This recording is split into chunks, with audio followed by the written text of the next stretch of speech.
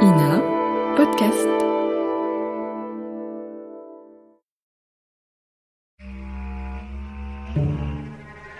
Affaire Landru, épisode 3. Sur les traces de Landru à Gambais.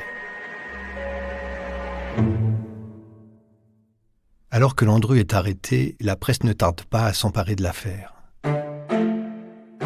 En avril 1919, Jean-Claire Guillot, célèbre reporter, est l'un des premiers à arriver à Gambais, dans la maison que Landru louait depuis 1915.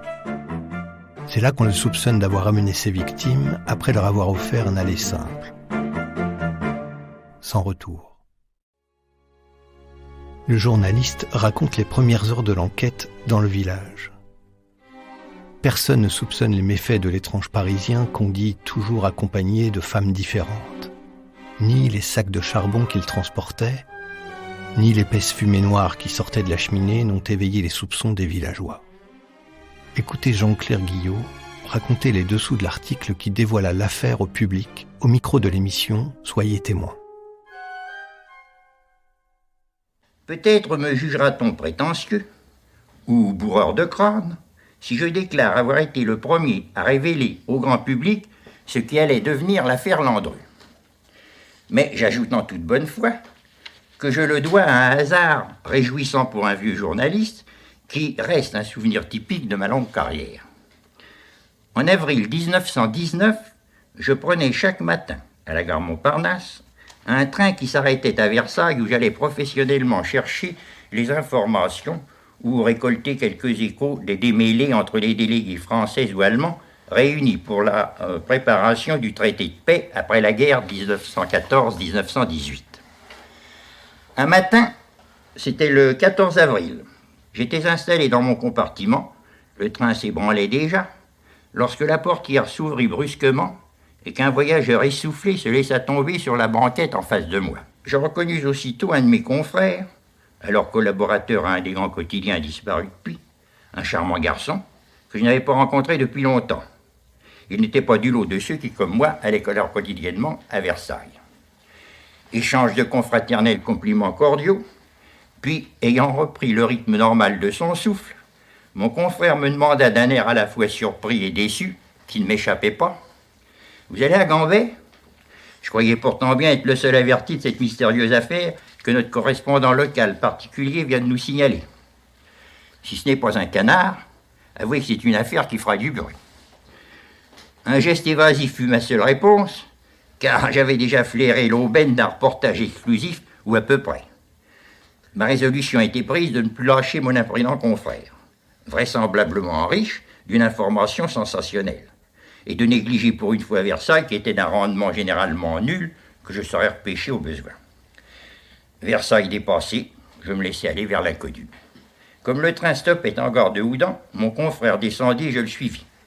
Il s'inquiéta subitement lorsqu'il me vit payer le supplément pour le trajet Versailles-Houdan, car je n'avais naturellement qu'un billet jusqu'à Versailles. Il me posa alors des questions si gênantes pour moi qu'elles amenèrent l'aveu de ma rouerie. Notre vieille amitié fut, qu'il en rit de bon cœur, non sans me gratifier cordialement, de quelques sévères qualificatifs courants en pareilles circonstances.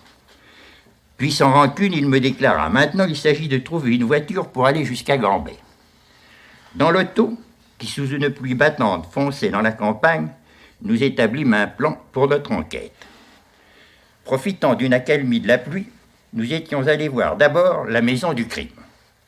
C'était de ces affreux chalets de style banlieusard qui déshonorent tant de sites enchanteurs de l'Île-de-France. Un bâtiment principal d'un étage sur cave surélevé, dominé par une cheminée qui allait figurer au premier plan dans les scènes supposées de la tragédie.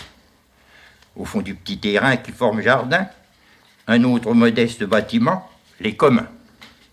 Les pièces étaient vides de meubles, mais souillées de débris de bois, de linge, de poussière de charbon. Les derniers visiteurs, les policiers venus 2 jours plus tôt pour une perquisition et le déménagement du mobilier, avaient laissé les portes ouvertes. C'était là le décor du drame qui s'y déroula durant près de 4 années. C'est en effet au cours de l'été 1915 qu'un homme élégamment mis, paraissant âgé d'une 50aine d'années, portant une barbe extraordinairement noire, qui devait rester célèbre, arrivait en automobile à Gambais, le coquet village situé aux confins de la forêt de Rambouillet, à 6 km de Houdan. Après avoir visité plusieurs maisons, l'inconnu en louait une, celle que nous venions de visiter, située à environ 200 mètres du centre du village.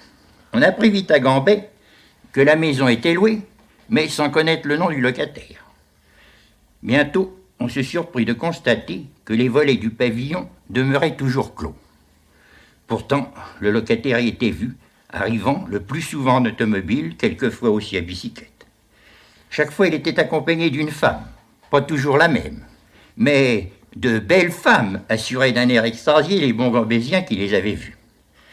En 1915, une grande forte et brune, puis l'année suivante, une plus jeune très gaie, puis d'autres encore certifiaient nos informateurs bénévoles. Un jour, pour une formalité administrative, la municipalité eut à connaître l'identité du Parisien. On apprit ainsi que l'homme à la barbe noire avait répondu s'appeler Georges Dupont, ingénieur s'occupant de construction d'automobiles et habitant Paris. En janvier 1919, Georges Dupont était revenu à Gambais. Il était cette fois avec une femme grande et forte qui avait avec elle 2 petits chiens griffons. Pas plus que les autres précédemment, cette femme ne fut pas vue quittant la maison. Comme toujours, Georges Dupont allait lui-même acheter les provisions dans le village. Le lendemain de son arrivée, l'ingénieur repartit seul. Tout cela faisait jaser, mais on concluait « ce Parisien est un original ». Un jour, la situation se compliqua.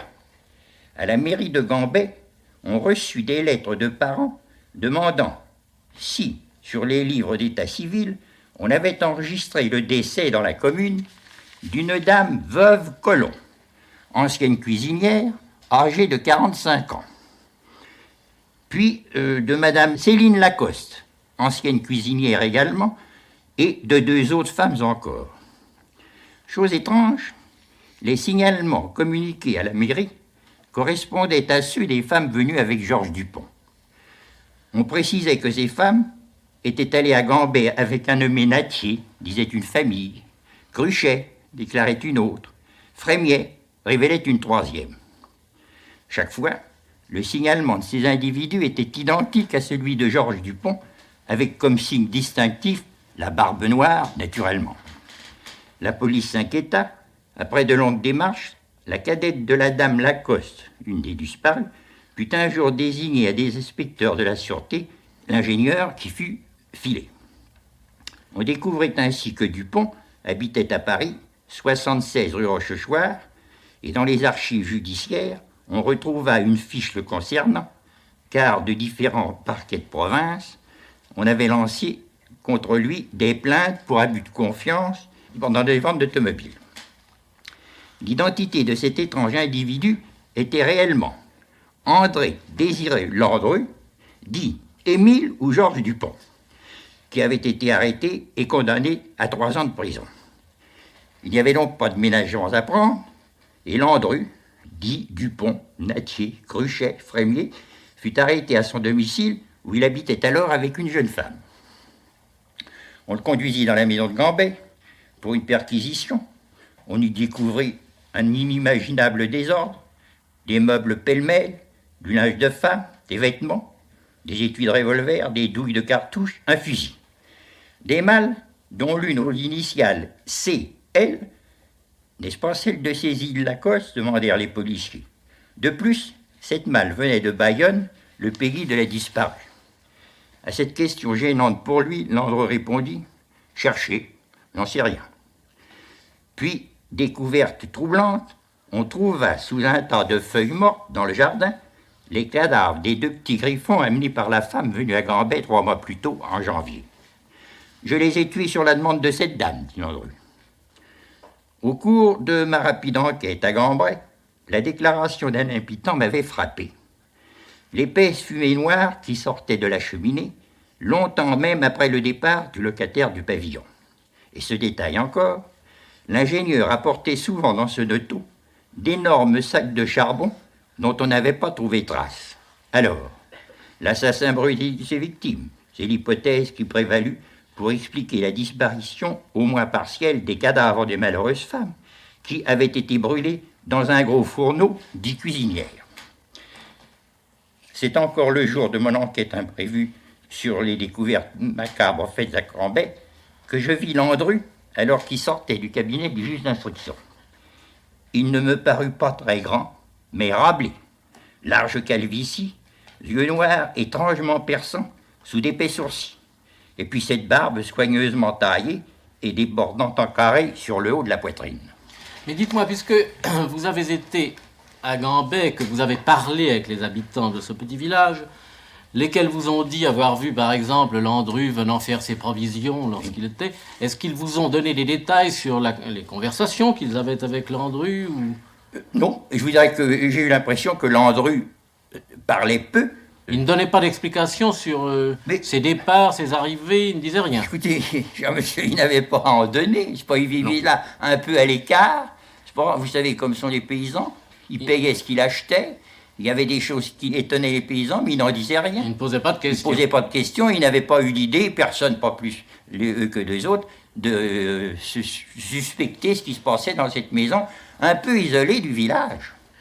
Non, mais sans suspecter, ils auraient pu en effet se poser des questions, ils se les posaient sans doute. Puisqu'ils voyaient arriver les femmes avec Landru, ils auraient pu s'étonner de ne pas les voir repartir avec lui. Oui, c'est curieux.